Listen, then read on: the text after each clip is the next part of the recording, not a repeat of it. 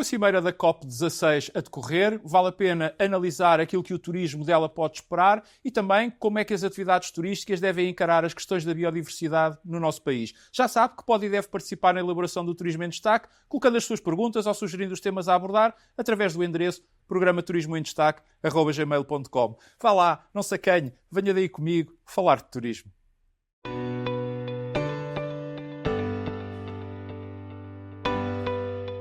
Com o início da COP16, naturalmente, as questões ligadas à biodiversidade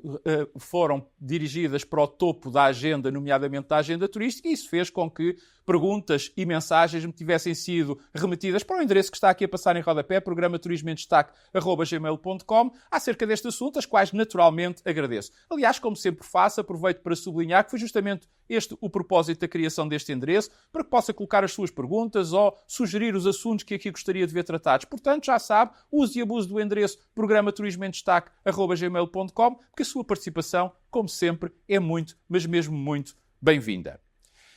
Relativamente a esta questão sobre aquilo que deve ou não o turismo esperar desta COP16, desta cimeira sobre a biodiversidade, eu antes de lá gostava de dar aqui duas notas muito rápidas. A primeira para dizer que esta COP16, que está a ter lugar, começou no passado dia 21 de outubro e se vai estender até ao próximo dia 1 de novembro, está a decorrer em Cali, na Colômbia, e ela dá início a um ciclo de conferências sobre a égide das Nações Unidas,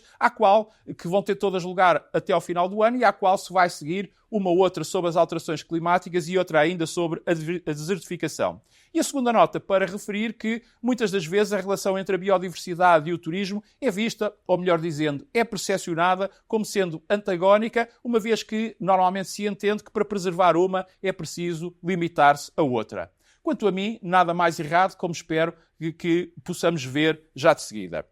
Mas antes de tudo isto, vale a pena também dizer que as expectativas para esta COP16 são elevadíssimas, em virtude dela vir na sequência da COP15, que se realizou em Montreal, no Canadá, há 2 anos, e onde foi aprovado um documento denominado Quadro Global de Biodiversidade, documento esse que é análogo ao Acordo de Paris, respeitante às alterações climáticas, que, como se sabe, foi celebrado em 2015, o qual tinha e tem por maior objetivo proteger 30% do território do planeta, isto é, terra e mar, até ao ano, igualmente como no Acordo para as Alterações Climáticas é previsto, de 2030. Neste sentido, e daí até as expectativas elevadas que a Conferência tem em torno de si, aquilo que era previsível até por este compromisso assumido há 2 anos, era que os diversos Estados tivessem adotado mecanismos e tivessem adotado procedimentos para a monitorização e para a revisão dos planos nacionais de biodiversidade, os quais, em teoria, deviam ter sido apresentados até ao início desta COP16.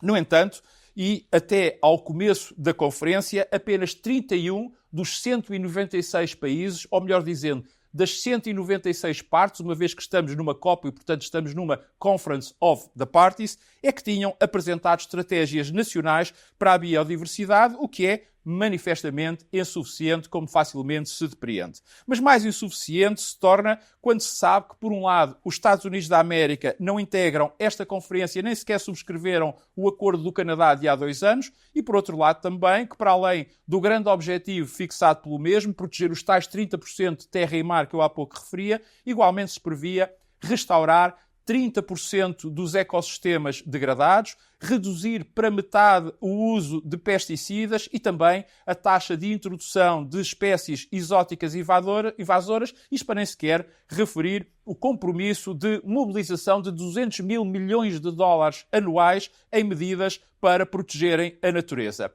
E todas estas eram compromissos que tinham como data limite 2030. Portanto, e vistas as coisas desta forma, ou há um golpe de asa que dê alento à biodiversidade, ou estaremos perante mais um fracasso, não apenas da COP16, mas acima de tudo da humanidade, em proteger o seu habitat e o habitat das demais espécies, com a agravante de ser o ser humano a condenar todas as formas de vida, sejam elas animais ou vegetais, para além de pôr em causa a sua própria sobrevivência. Isto é algo que creio que estamos todos de acordo que é inqualificável. Mas também isto quer dizer que o turismo, perante um quadro que se apresenta tão negro e tão egoísta, quer face às novas gerações, quer face às espécies que não podem ter intervenção nestas decisões, apesar de sofrerem as consequências que a humanidade nos impõe, e simultaneamente um quadro tão desalentado, porque condena a esperança, também, dizia eu, o turismo não deve alimentar grandes expectativas quanto ao resultado desta cimeira. A consequência natural de tudo isto, para além, claro está, da sobrevivência e da habitabilidade dos vários ecossistemas pelas diferentes espécies, é que no que diretamente tem a ver com o turismo, tal vai acabar por coartar a atividade de uma parte substancial, no mínimo serão 50% dos recursos que estão na origem da sua oferta, ou se quiser, na formação do produto turístico. Refiro-me aos recursos naturais, uma vez que a outra metade, isto é, os outros 50%, são, como se sabe, os recursos histórico-culturais. Ora, aqui chegados, eu tenho para mim que o turismo tem duas hipóteses. Ou se conforma, isto é, se resigna e vai gerindo o dia-a-dia até ser possível, ou seja, até esgotar os recursos naturais e a própria biodiversidade, ou passa a ser parte ativa no e do processo, não só porque este, entre aspas, altruísmo lhe pode render a simpatia geral dos países, dos povos e das populações, mas, sobretudo, porque ao fazê-lo está a defender-se e a garantir a continuidade dos seus negócios, preservando, ou melhor dizendo, contribuindo para preservar uma parte importante do que pode ser fruído no presente, mas igualmente no futuro pelas gerações vindouras. Trata-se de uma opção que, embora seja aparentemente de fácil ou até melhor dizendo de óbvia decisão, digo eu, ela nunca será unânime, uma vez que há sempre gananciosos e haverá sempre também egoístas, e exigirá, pela complexidade que encerra, uma dedicação e uma perseverança e uma responsabilidade que motivarão uma gigantesca congregação de esforços, pois só assim poderá ser bem-sucedida. Mas também vai exigir muita, mas mesmo muita coragem. Coragem para proteger as espécies, os habitats, os territórios, os oceanos, que pressupõe também coragem para limitar as cargas turísticas, de modo a inverter a massificação, a promover a qualidade de vida das populações e a estimular novos destinos como alternativa à desconcentração dos fluxos turísticos. No fundo, o turismo não só deve aderir às causas da sustentabilidade na sua dimensão mais ampla, isto é, se quisermos, nas múltiplas vertentes que o próprio conceito de sustentabilidade encerra, como, acima de tudo, pode e deve tornar-se a si mesmo como atividade económica sustentável, garantindo que os seus produtos e os ativos de que os mesmos resultam poderão continuar a ser fruídos no futuro, se bem geridos e preservados no presente. Em síntese, é dar a um caminho aparentemente sem retorno um propósito e uma expectativa tangível. Mas para tal é fundamental ser exigente com as sociedades e principalmente com as lideranças políticas, só que o exemplo, o primeiro passo, tem que ser dado dentro do próprio turismo, o que deve motivar que todos os seus atores passem a ser ou sejam mesmo mais cooperantes.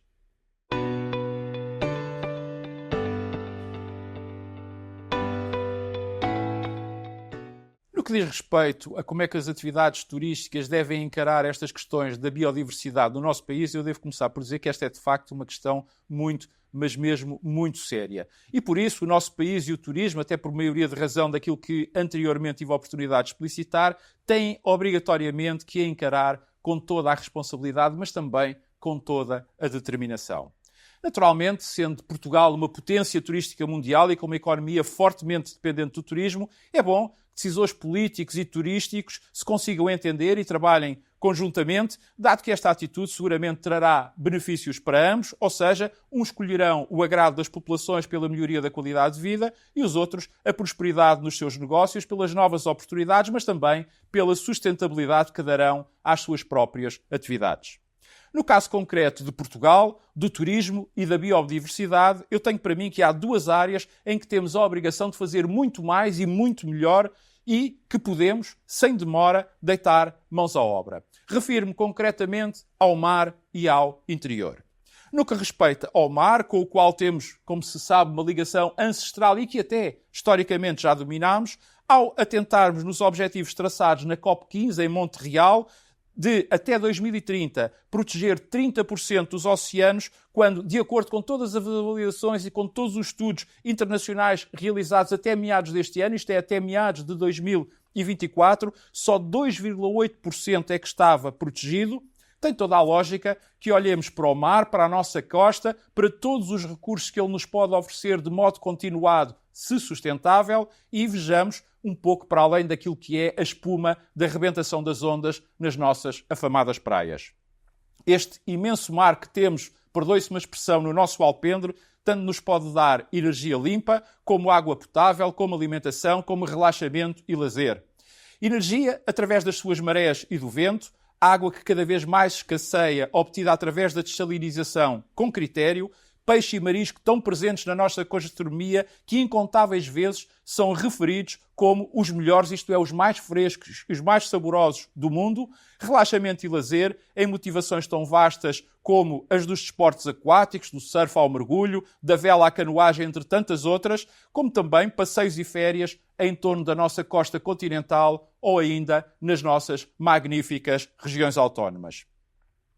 Já no que respeita ao interior, que tão mal tem sido e continua a ser tratado, como possibilidade de o vivificar, de o tornar mais atrativo, de lhe dar condições para que possa prosperar, e prosperar aqui significa fixar pessoas e depois atrair ainda mais pessoas. Significa isto ter uma dinâmica económica, uma forma de subsistência, e onde há pessoas, porque há forma delas conseguirem rendimento para viver, também há mais demografia. Isto é toda uma cadeia económica, social e cultural que por si só também justifica a criação de mais e melhores acessos. Ora, tudo isto cria coesão territorial, social e económica, enfim, tudo isto cria um país mais equilibrado.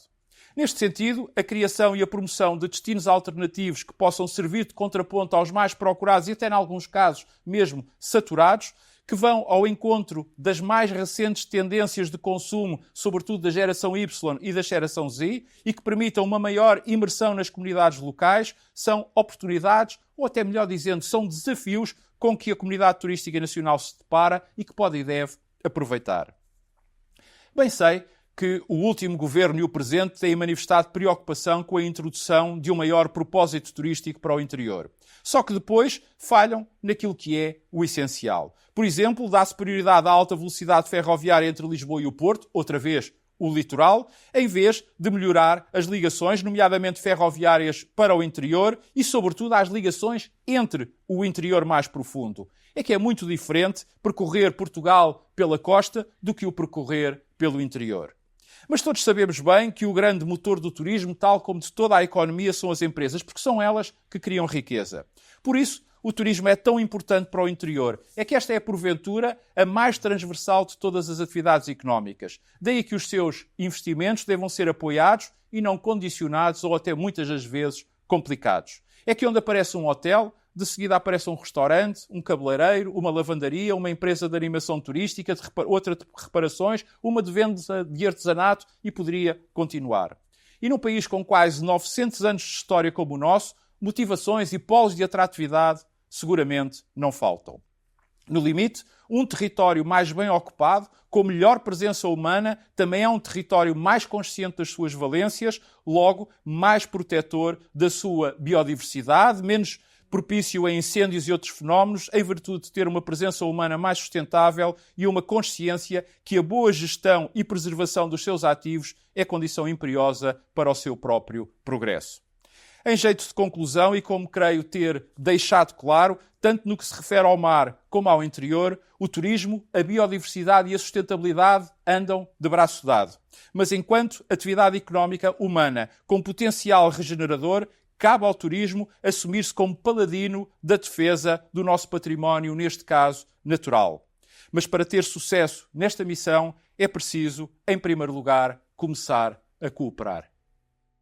Vemo-nos para a semana. Até lá, saúde, paz. Recorde que pode colocar as perguntas que deseja ver respondidas ou sugerir os temas a abordar através do endereço programa-turismoemdestaque@gmail.com. E se gostou deste vídeo, deixe o seu like e carregue no botãozinho preto que está aqui por baixo da minha imagem para subscrever o meu canal, para dar a sua opinião, para partilhar ou simplesmente para ver ou rever os meus comentários.